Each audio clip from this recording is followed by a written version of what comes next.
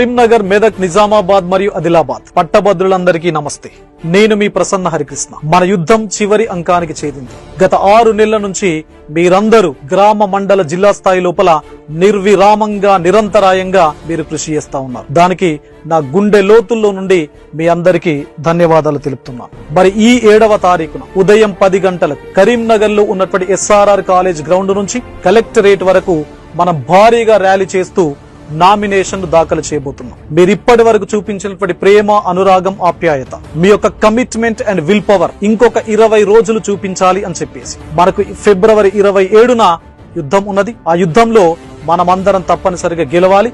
మనమందరం గెలుస్తున్నాం అని చెప్పేసి అన్ని సర్వేలు ముక్త కంఠంతో చెప్తా ఉన్నాయి. కాబట్టి ఈ యుద్ధం, ఈ విజయం తెలంగాణ సమాజానికి ఒక మేల్కొల్పు. కాబట్టి భారీగా తరలి రండి. మనమందరి యొక్క సత్తా ఏంటో తెలంగాణ సమాజానికి చూపిద్దాం. నమస్తే.